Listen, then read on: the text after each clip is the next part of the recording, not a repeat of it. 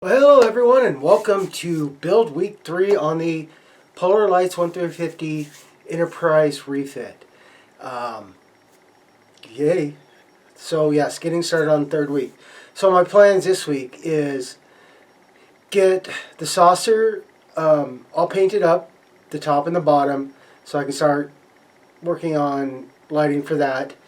I'm waiting for some things still coming for the mail so I can do other things, but after this introduction you will see what I did for the Arboretum windows, because in the last video I said I was going to show you how I, watching YouTube other people do it, how I got those clear parts cleaned. And yeah, and hopefully I will get the nacelles together. I am starting on one and I will share that with you, but I'll show you what I do on the next one. I'm working out little bugs that I'm finding while I'm doing this, so I want to make sure when I show you guys, if you decide to do it the way I do it, there you go. You might have you have a good rough idea of how to go, and if you guys know of better ways, please always let me know. But that's the plan. So with that, guys, if you are new to the channel, please click on the subscribe button, click on the little bell, and you'll be notified every time I upload. Thank you to all my new subscribers. I really appreciate it. We're at 271. I'm at 271, which is really cool. I really like it. I like being able to do this for everybody and help them, and then you guys help me. So thank you. To the new subscribers, thank you to all my subscribers. Really appreciate it. And as always, guys, if you have a question on a technique I'm doing, if you have a question on painting I'm doing, or a question on why I'm doing something, or, hey, Buck, why'd you do it this way, or can you help me with this, please? Or just, hey, heck of a job, Buck. Please leave it in the comment section, and I usually respond within 12 to 24 hours.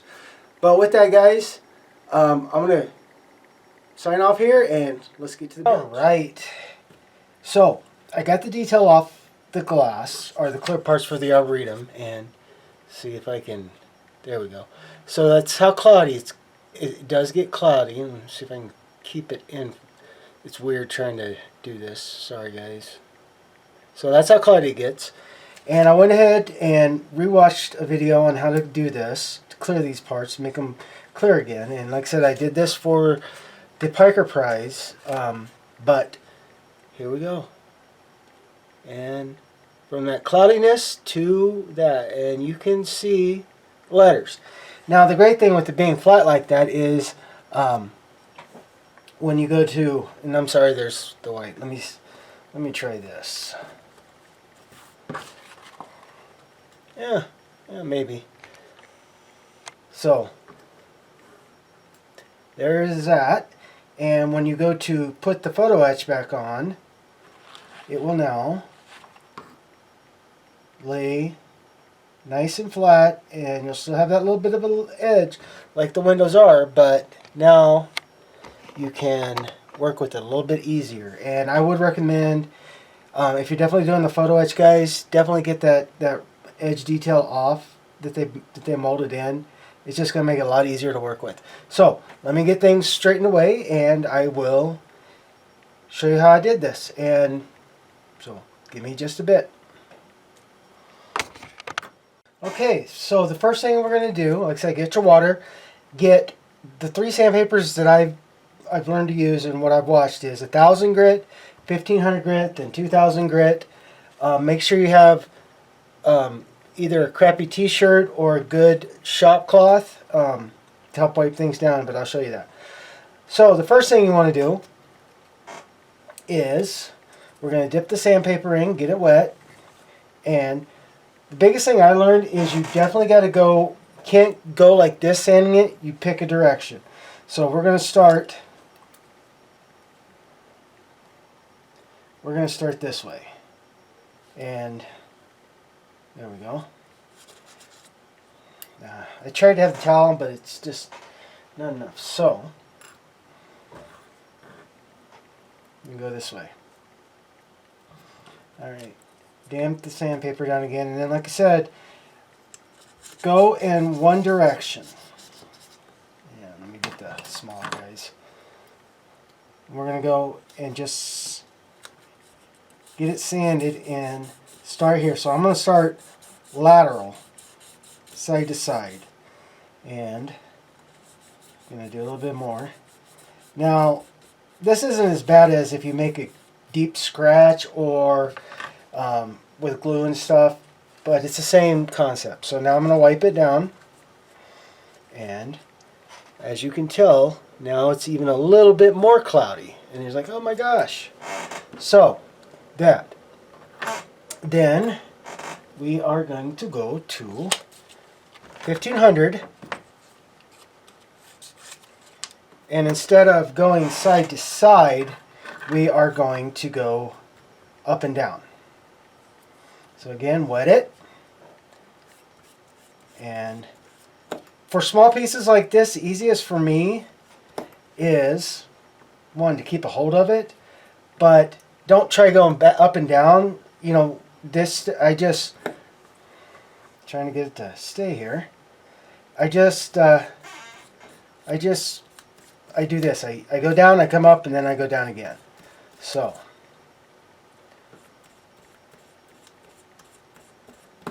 okay, and it's getting there. So, gonna wipe it down again. Get the water off the table. And as you can tell, it's starting to clear up. So, the next thing we're going to do is we're going to go to 1500 grit. And this time we're going to go this way. So, and what that does, it just helps get the, you know, if there's any grit scratches or the micro scratches, it helps them get on away. So, just a little bit more. Yep. Okay. And like I said, I'll wipe it down again. And look, you can start to see my finger now. So that's where we want to be. So the next step is I have the Novus 123. I have heavy scratch remover. I have the fine scratch remover, and then the one I haven't used yet, Novus 1, is the clean and shine. I haven't used it yet because I also have T.B.I finish and fine compound. But so the first one I'm going to do is I'm going to get a little bit onto this here. Oh, that is way too much, but that's what happens when doing this sometimes, is you get that. So let's try it again. And I'm not doing a whole lot. I'm just trying to do a couple little drops, something like that, guys. Just 3 little drops. And then you can take a cloth, like I use an old t-shirt. You want to get it damp. Try to get it damped without getting it super wet, because if there's too much wetness, it's going to dilute this compound a bit. So just get it, you know, if you have to, take a paper towel around. I don't use a paper towel to do this because I don't want that to, you know how sometimes these paper towels are really, really gritty. So now what I'm going to do is I'm just going to do circle motions. And I'm going to do that. So, and make sure you get all the way to the edges, even, you know, when you're sanding too. So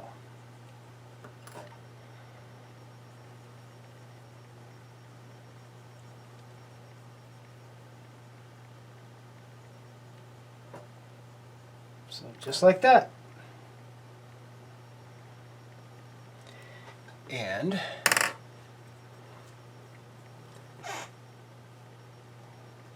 take another piece of cloth and we'll just wipe it down. Like so. So it's not overly crazy. Now you go with fine scratch remover number 2. And again, you don't need a whole lot, guys. Just need to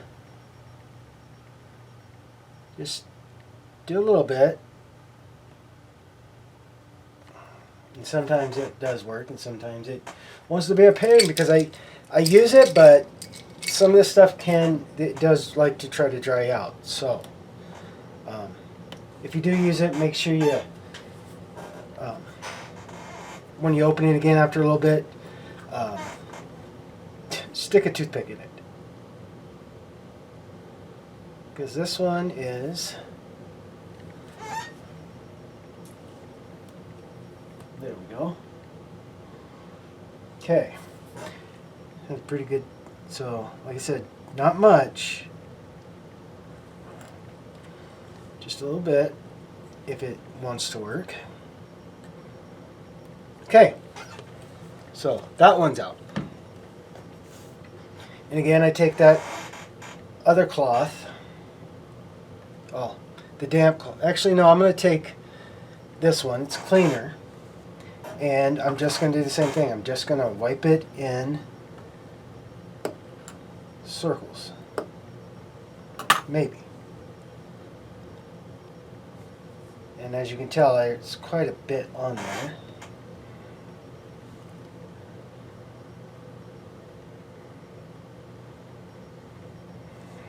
Yep. And then, let's see if I can get this back in here for you guys.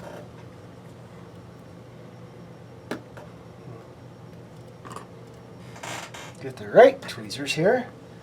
Something that's got a little grip to it. It's funny.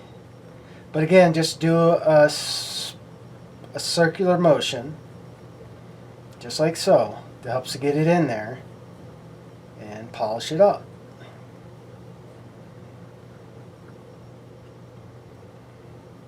And, okay. Now, we will, this will work. Now we'll wipe it down again. Get all the residue off, because I don't want that interfering with anything.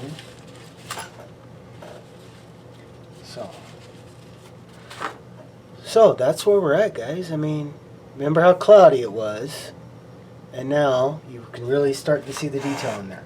So the next step is I go with the T.B.I fine compound, and you don't need a whole lot, guys. I just squeeze a little bit out, and maybe 1, 2, 3 drops, and then I'll take a cloth that I had nothing with, and I'll do the same thing. It's a clean cloth, and the only thing I'm using it is for this good fine one and the polish. So get it out here, and again I just go and rub in circles.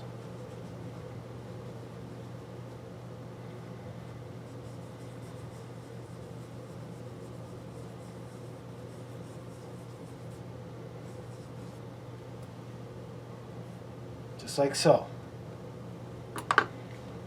And again, I will wipe it down and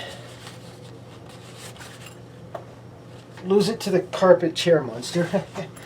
Okay, so there we go. There's a little bit more on there, but you can really starting to see it coming through. So the last step is I will take the T.B.I finish compound, and again I will just not even try to use a lot, just kind of like that. I will take that cloth that I was using, and this one you really don't have to go in circles. I don't either way. I do, but from what I understand is you can just wipe this back and forth, but I do the circles for some reason. And there we go. Get it out of here. Get it wiped down pretty good and well. And there we go. So, let's see if I can do that for you. So from that cloudy to that. So yay, those are fixed. So I'm going to clean up my little bit of a mess, and then I'm going to show you what I used to put these down. Alright, so what I learned, because after I made the mistake on the Piker Prize, I actually dug in and found to get this. This is made for photo etch going on to clear parts.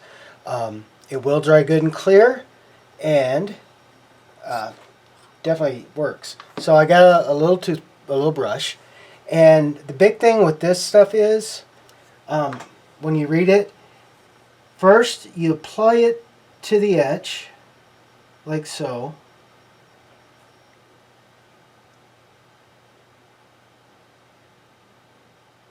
Kind of weird, huh? And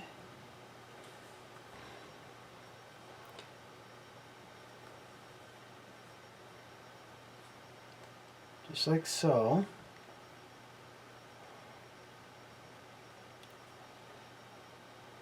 Don't worry, I will wipe off my mat after I get this done.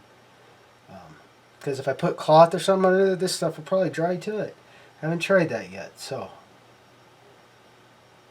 And as such, just a little bit more. So now the big thing is, it's got to start drying. It needs to start kind of being more of an opaque-ish before you actually put it on, because this can actually slide off.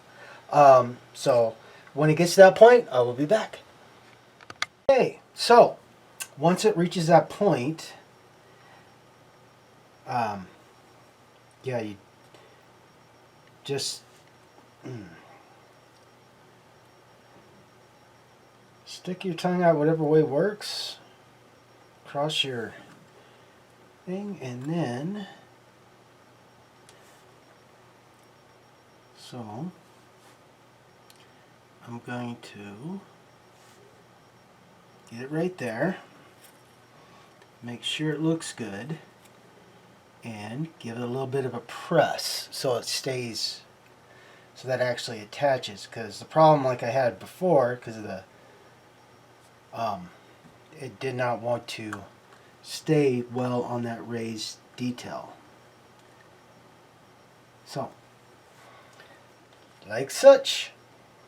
So I'm going to get the other one on, and when they get to that point, I will show you.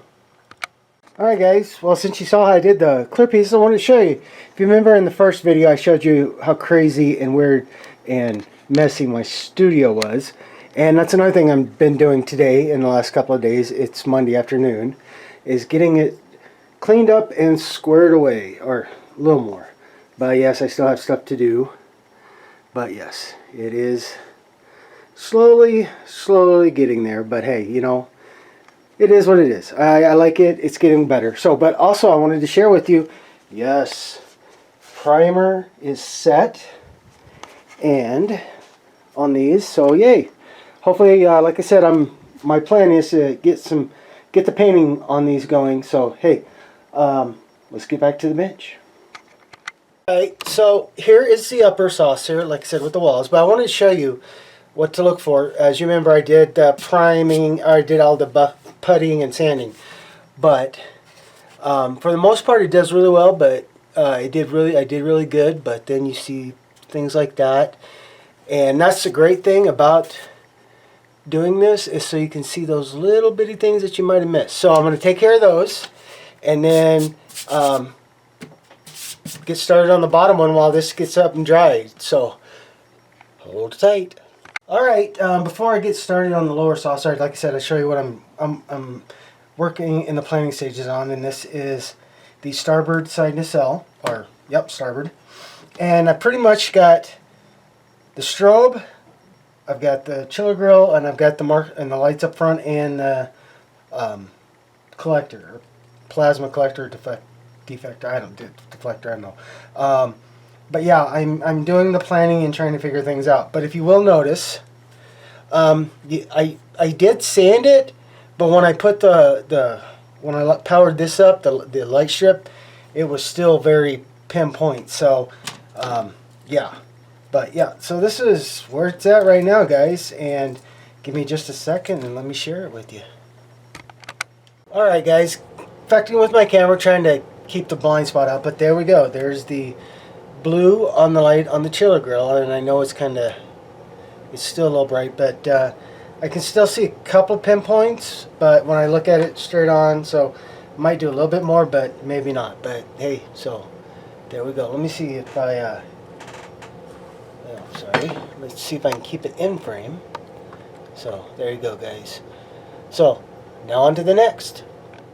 Alright guys, so here we are. This is a lower saucer, and something I hadn't done for a long time but started learning I need to do it is, before I do any more paint on the primer, get anything set, I'm going to do what they call wet sanding. And I'm using 2000 grit sandpaper, and I got some water over here.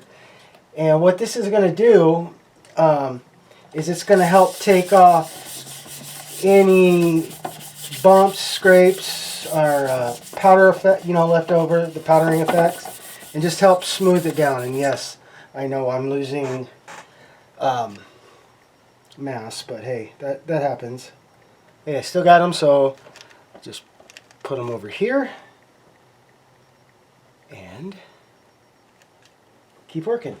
And from everything I've read and done, because I used to do on a lot of my models, I never did a wet sanding, but when I go and do painting and certain things, I could see where it looked really dusty on the model. Looked like just dust had collected, and so I tried it on my Piker Price, and I'll tell you what, guys, that was amazing. So it really cut down on that dust effect that I kept seeing. Sorry. So now I'm just, like I said, taking care of the mass that I keep dropping. Or I keep pulling off, put you right there. But then I go back and after I sand a little bit, I'll go back with like this t-shirt cloth, and you can see all that dust coming off, and the little bits of not wanting to work well. So, and then yes, I have cats, so I'm always having to watch for cat hair. But then I can run and feel along, and yeah, it feels smooth. Where when you feel something on this side that you haven't sanded, you can feel the little roughs and bumps. But when you go back, you can start feeling where you might need just a little bit, but yeah, it's not going to be too bad. And then I don't push down hard when I sand, guys. I just want to be nice and easy and not too crazy with it. So let's keep going. And I know you're like, oh my god, fuck, you're sanding. And then, like I said, make sure you keep your sandpaper wet, because it'll help it go over the primer and the paint better. So, and then you can actually even hear it. Also, when you get those rough areas, you can actually hear it on the sand when you're sanding. Alright guys, so what I'm doing now is I have a T.B.I. etcher, or plastic scriber too, to go back in and redo these panel lines.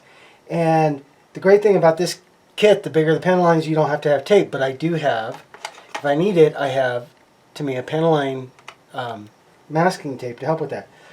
Basically, guys, when you do this, and let's see if I can show you pretty good here.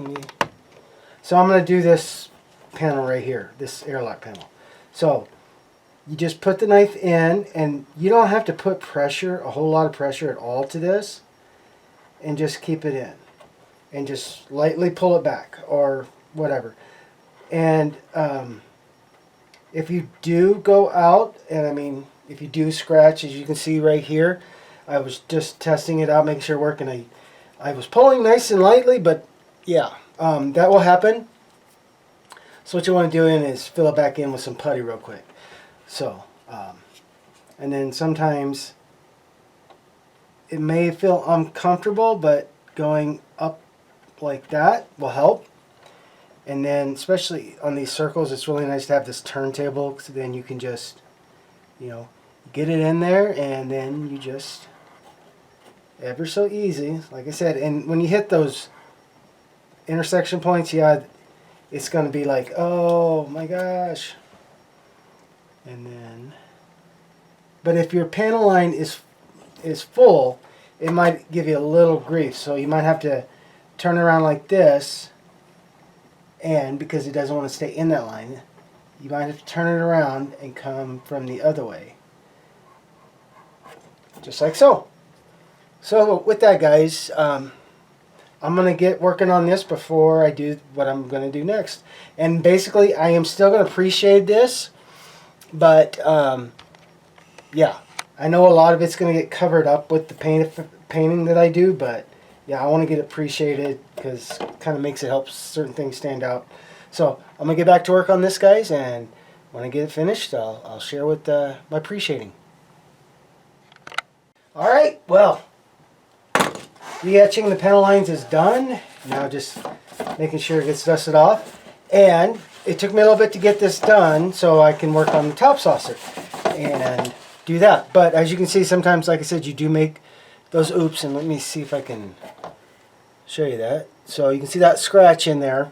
And all I did was took the plastic, the perfect plastic putty, and that actually filled it up quite well. So, and the great thing about this stuff is it dries pretty fast, so I can go through and sand it down. And there we go. So now I'm going to work on the top of the saucer, and we'll go on to the next step. So see you guys in a little bit.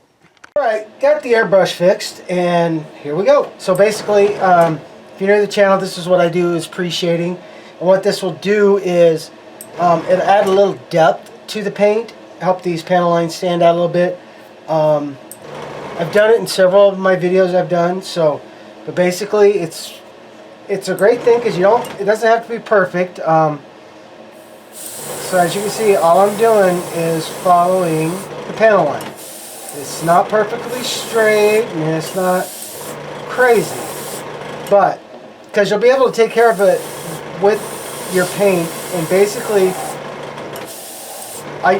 what I want to stand out will stand out, but you won't see all these little waves when you do this. When you put on, that's going to be the main color I'm going to do. And then yes, all the Aztecing fun that is painting the Enterprise kits. But yeah. And all this does is going to help add a little depth to what I want on the paint job. And then yes, even with the, you got to make sure to keep a good eye on your mask because these little buggers like to try to take off. So, and if you forget and you do get paint on that clear piece, you can actually clear the paint off with your X-Acto knife or toothpick or whatever, and it'll be okay. It's not until you start putting down the clear coats to help protect the paint, so that it gets a little harder. So yep, this is all I do is appreciate. And I'll kind of go back and look. I'll be like, kind of missed there. But now what I'm going to do is I'm going to find a point to start, especially on a ship this big, and just go.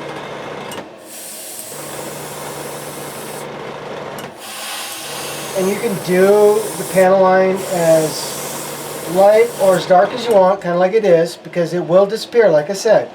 So don't worry about that. So, good. Get this all done. Get this side and... Okay guys, well I'm going to finish this and I'll come back and I'll show you what it looks like. You don't want to sit here and watch me paint circles, so I'll be back. Alright, well there is the bottom of the saucer pre-shading done, and as you can tell it's just that. It's just to give a little enhancement. It's dark in some areas, it's light in other areas, but like I said, don't worry when I get the main color on before I start doing all the other little bits of colors. It'll help get rid of a lot of that, but it'll help also enhance it. So with that, guys, I'm gonna put this aside, let it dry, and I'm gonna probably head out of the studio because I get in that point sometimes where I keep doing things and I should let it wait, and I do it and then I screw it up. So with that, guys, have a great night, and I'll see y'all tomorrow. Well, good Tuesday, everyone, and I had to get the bridge A and B deck done on here first because, like I said, when I first started this years ago, I screwed up the opening. So I got it in place, and then I actually had to use 5-minute epoxy to help keep it in place. But I did get, oh, let me see, there we go. I got the windows a little bigger, like I wanted, and then I started doing the putty work and sanding. So that's where I'm at right there. Also, I decided I'm testing a little bit of painting. I'm trying a couple things on this planetary sensor dome. And all I did is, basically for the base, I did, and like I said, you guys paint these however you want to. But I went, I did my pre-shading, and then I went and let it dry, and then went over it with a medium gray, like this. Sorry, focus. And then I added a little bit of white, not much white, but it just brings it a little lighter. And now I'm going to be working on the masks and all that. But the other thing I wanted to show you, because I was playing with, is there. Yeah, look at that. So this is that color shifting Vallejo. The shifters I'm going to try, and this one is the green, blue, violet, because looking at the reference photos, these are right here, and here, and a little bit down here is this blue, duck egg blue, I guess. But this is a starship, so while there is some paint, there's going to be a lot of things that's going to have that nice metallic feel to it. Even if it is painted, it's going to have a little bit of metallic to it. So I'm testing that, and I am liking that for there. And then once I get the next paint on, and I'm going to let it dry, then I'll mask this off and do that, and then go in and paint everything else. But there's also another thing I'm going to do, is I'm going to do the next color, like I said, with the masks on, and then I'm going to pull all the masks off, and I'm going to texture it. And I got, extra things in the Aztec Dummy paint mask kit that I can actually do a little bit of texturing with. So that's what I'm going to do there before, and then see how that looks. And if I'm happy with it, great. If not, then I'll repaint it and try another thing. But I'm going to do that. And like I said, the lower saucer is pre-shaded and ready to go. But when I go to start doing the prime color on the paint, at least for the two saucer sections, I want to do them both at the same time, because then I don't have to, do it and then and go and have to try to match what I did on the top. I'm going to paint them both at the same time. While one's drying, I'll move the other over and paint it and do that. So, I'm going to do that. Also, I still got to do the wet sanding on this and re-etch these panel lines. And I showed you that with the lower saucer, so I'm not going to make you sit here and watch me do it again. But when I go to do more on the mask, I will show you and explain how I'm doing that. So, but I was going to, this is my test. The planetary sensor dome's my test. And then I'm going to carry over here to everything else and really go into depth and show you guys. So with that, guys, I'm going to get back to work and get this good and ready to go, and then get it wet sanded, get it re-etched, and then pre-shaded. And while this is drying with the pre-shade, I'm going to switch over and start doing the bottom of the saucer, I think. So I will come back when I get more done. Well, good afternoon, guys, and yes, the sanding. The rescribing is done and the pre-shading is done. Something I looked into and I got, well, I do have my T.B.I Etch 2 tool. I got this. It's another etcher. Let me get in camera. It's another etcher and it comes with several different size little blades. But I found this was really good to go and rescribe these sensor lines. The best that I could do it. Does really well. So I'm going to let this get good and, it's not going to take long to get good and dry, but I'm going to set it to the side for a little bit and I'm going to get finishing up on the planetary sensor dome. So I'll come back when I get more done with that. Well, happy Wednesday everyone, and first let me apologize. I was going to show you a little bit of the detail work I did, but I kind of got in the zone and I forgot to record. But here is the planetary dome, and let me get the camera out just a bit so I can share with you. Now, like I said, I did medium gray as my overall base color, then I masked it off and I went and did just plain X2 white, T.B.I white, and then after that I took the masks off, and I always have this in my Aztecing stuff. Aztec Dummies General Detail Masks. And what this allows you to do is what Lou likes to call texturizing. And basically it's a big sheet that has all these little masks in it, or not little masks, but all these intricate Aztec designs, and to help you do texturing. And then all I did was I peeled out the pieces and I just laid it over. I didn't press it down, and I did some just airbrushing. Light colors, I did black, and I did, what else did I do?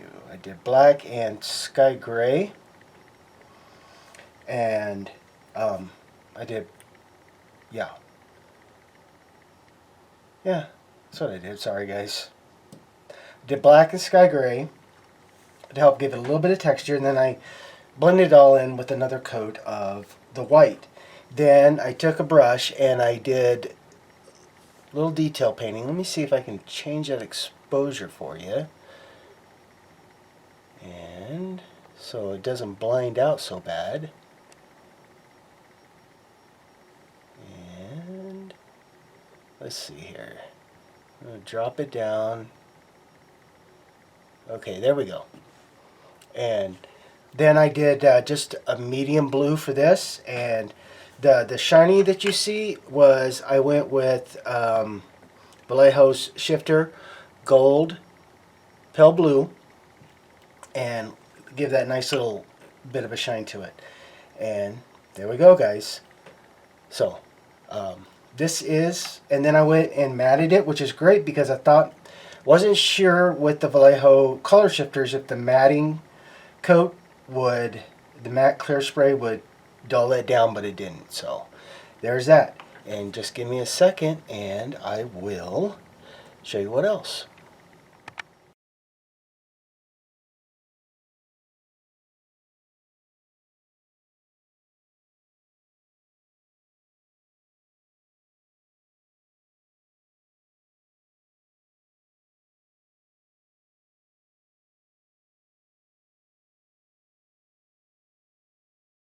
And yes, I finally got the wiring squared away like I wanted to.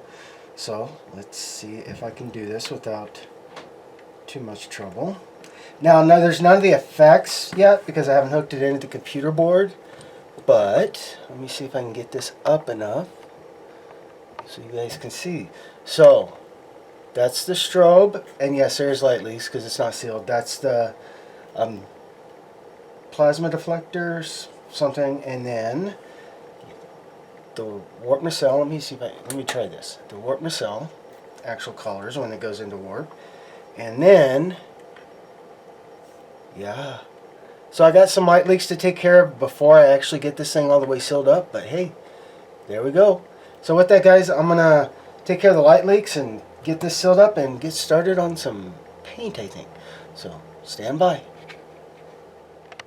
Alright, welcome back guys, and had to run a couple of errands for my wife. She's not feeling good, so Had to go do some things for her. But I thought before I get started on the painting on the saucer, since I got the nacelle done on the starboard side, I'd show you guys my technique and what I did on the port side. So, first things first, if you use Tenna Controls lighting board instructions, study them well.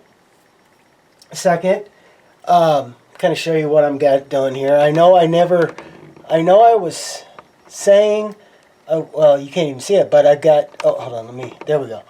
I know I was saying I would, I got the magnetic wires, and I do like them, I really do. But when you use Tenna's control board, they're very good about getting everything in a good color-coded bunch for you. So I went ahead and bought some more of the 30 AG wire wrap so I get the color separated. So what I'm doing on the nacelle is I studied the instructions again. So this is connection 5, so I'm going to be doing the nacelle lights, the front of the nacelle lights for doing the rear. I'm doing the Raython registry for lighting the registration. And that's brown and purple, and this one's black. And then I'm going to be doing the strobe and the thrusters. And as you can see, they each have a different color into the negative, but they all, you can see connector 1, to wire connector 1, red wire. So I'll be able to do the positive all in one color and do it, but to keep the different things separated, it helps. So, some things that first I get everything out that I'm going to need. So, I've got my resistors. I've got the bulbs supplied by Tenna Control. I got the SMD, and I've got the nacelle blue light. The only thing that I changed a little bit different is, let me get it, if I can find it, here we go, is instead of using the 3mm, I am going with one of these guys. These are 1.5 butterflies. And get those in there so I can take care of them. And I'm going with these 1.5 butterflies. So, there's that. Got my solder, got my soldering out, got my wire ready, but that's not, the wiring is nothing I'm worrying about right now. First thing I'm going to do is get my SMD into place, and then I'm going to get everything soldered up and ready to go, because everything in here has a resistor on the nacelle. I mean, there's even resistors on the light tape, which I don't have to put a resistor to it, but they're in there. But unlike some things, you all have to have resistors and that. So let me get set up to do this, and then I'll show you how to start doing the LED. So give me a few seconds, guys. Okay, guys, I hope you get to be able to see enough, but this is a small LED. So first thing I'm going to do is I'm going to at least try to get it as far down as I can with the tweezers, which sometimes work and don't work, as you can tell, because these SMDs can be a little bit finicky. Alright, so the other thing I do, because I really don't want to put anything sharp on this thing, because I've broken LEDs before, or these SMDs, thinking that I wasn't putting a whole lot of pressure on, but then yeah, I did. So now that I got it somewhat down there, I use this resistor, because honestly, the resistor is about the best thing I have found that's small enough to go in there and isn't going to do anything. So now it is set. Pretty well I want it set like the other one. And I am going to use, I don't use a lot of CA with my lights. I usually use hot glue. But because of where this is at, I'm going to take my brush here, my little bitty fun brush, and I'm just going to dab a little CA on it so I can tack that into place. So I go in and then there.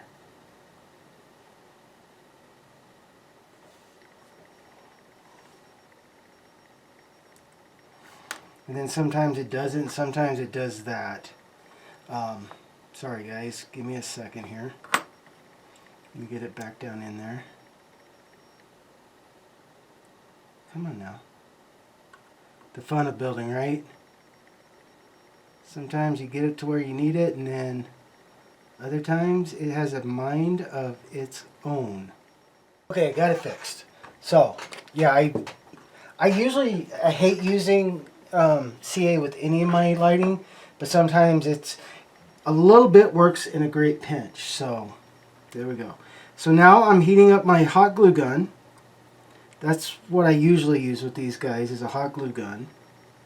And I'm going to get this set in there and squeeze a little bit of glue in. Alright, so one of the first things I do before I use the hot glue, make sure, especially on these small LEDs, let me get the light off here, is I make sure it's working and it's showing where I want everything, and it is. So, good. Now I'm going to put the hot glue in, and that's pretty much it with this. So, give me just a second. Okay, so one of the next things I usually do, is if I got to do resistors on the lighting that I'm putting in, I'm going to go ahead and get them resistored up. And I mean, I'm not even going to attach any wire yet. I'm just getting them resistored. So, sometimes this can go fast, and sometimes it's like, oh my God, what were you thinking? Especially with these little butterflies. Sometimes they just don't want to play nice. But there we go. And make sure when if you are soldering and you're doing the soldering stuff, make sure to have a sponge around. Keep it so you can wipe it off after you get done every time. Another thing I will do, since I am resistoring, is I will separate the negative from the positive. And the easiest way to tell on LED, guys, is the short's negative, the long's positive. So, and now I'm going to do this one. So there we go. So the next one is here. And this is the last one I'll show you, guys, and I'll get them all resistored up and get it ready to start putting into the nacelle. There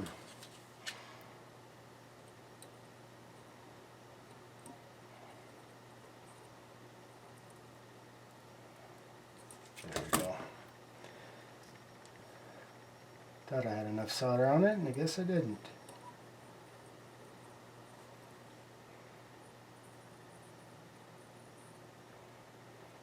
So, there's the next bulb. So I'm going to finish getting these soldered up, guys, and when we come back, we'll start putting them into the nacelles.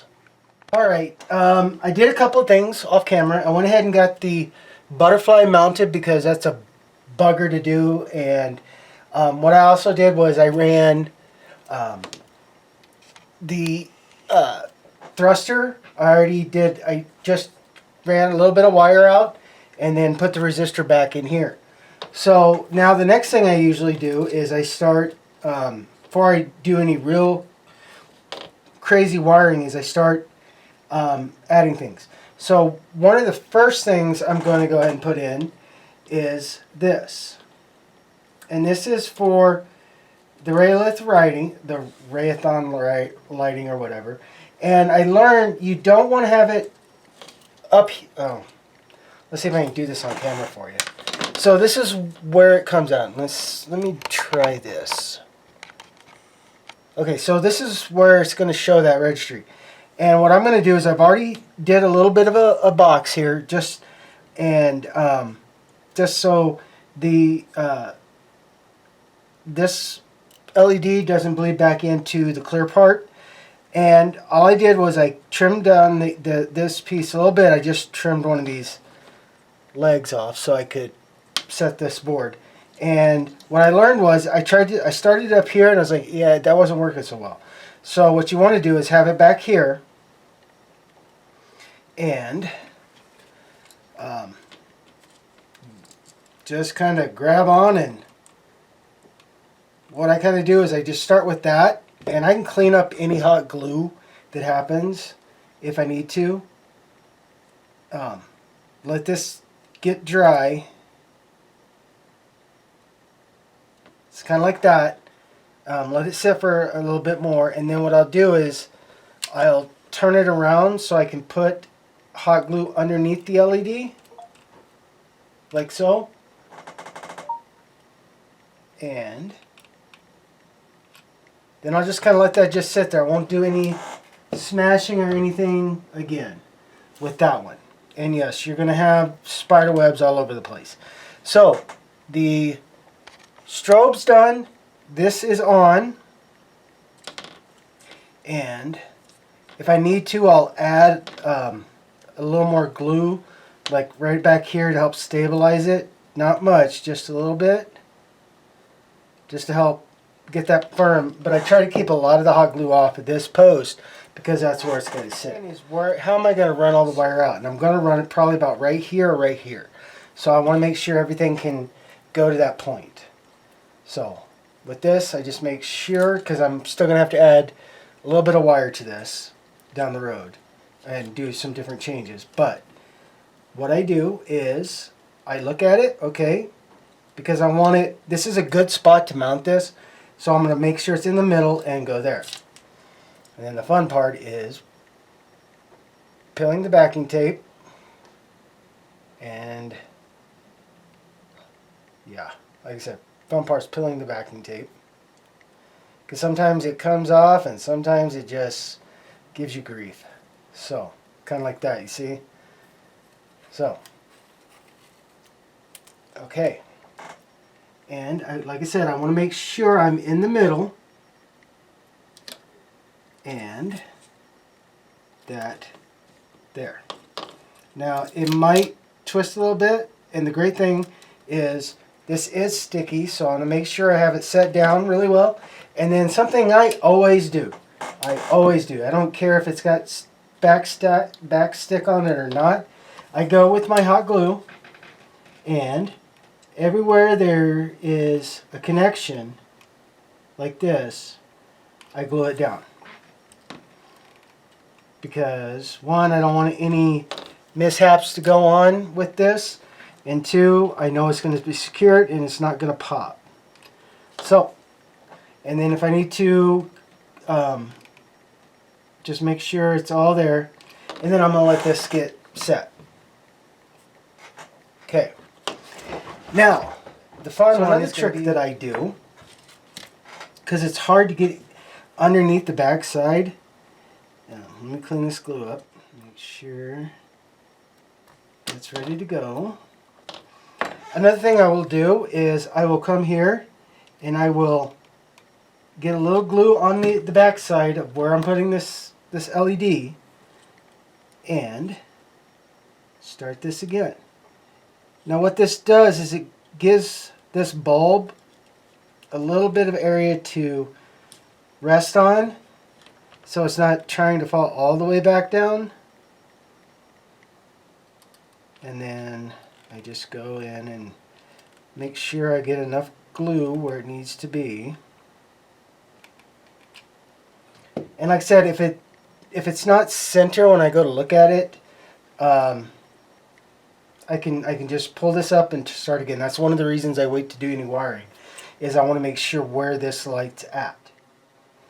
And you know, you got to have these guys at a pretty good angle, or not angle, but you got to have them sit pretty well.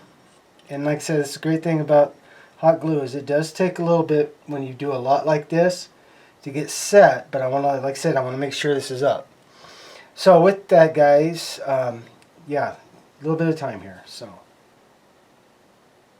and as you can see, it starts to rest, but now that's cool, so it's not going to change too much. And I'm going to let that cool down for a second. Sorry about that, guys. Got to sand it, and I wanted to help diffuse because this is going to be setting out a little bit, and I just didn't want that. Oh my gosh, what the heck's that bright light right there? So when I looked at the reference pictures on this, unlike the strobe and the navigation lights that are recessed a little bit, inside this actually sticks up just a bit. And what I'm trying to do right here is I'm trying to bend it a little bit, and then so I can see what I'm doing. And I know you guys can't see. I'm sorry about that. Let me set better. Let me try this again. Okay. So it sets just a little above. So you'll see a rounded dome,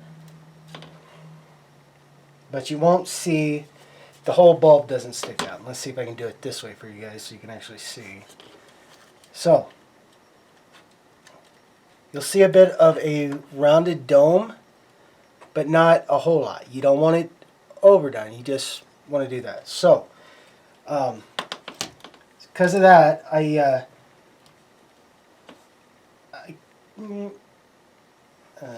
get a little bit more, but because this where this is going to be at, I want to make sure I get it in place and make sure I got glue where it needs to be.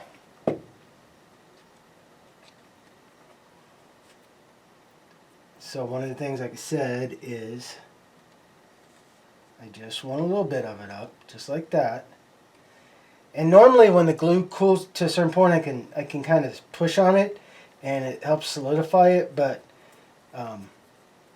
yeah. So just kind of like that, guys. And now all my lights are where they should be and need to be. So the next thing I'm going to do is start wiring. And oh, the fun that comes with that. I'll be back. Hey everyone, and that's going to end it for this week. I'm trying a new technique where I cut and edit the video and get it all put together before the end of the week, and I try to upload and play craziness with it. The videos I'm trying to, after last week, I know mine was a little long, I'm trying to shorten them down and keep them within an hour to an hour and 10 minutes at the longest. But with doing an in-depth build video like I'm doing and showing all the techniques I do to do the lighting, do the painting, do things, I can't add it all in on the week that I did it. So with that, I will add the rest of the wiring of the nacelle and everything at the start of next week's video.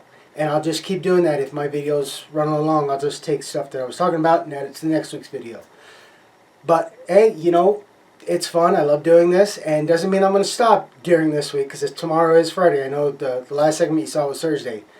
But I will keep filming on my building and keep adding it to the video. So if for some reason you're like, oh, I thought you were going to do this, and it'll be on the next week's video, I promise, guys. So with that, I know it's only Thursday, and I'm going to upload this on Friday, so I'm going to wish you guys a happy weekend, a happy week, stay safe, and I will see you on the bench.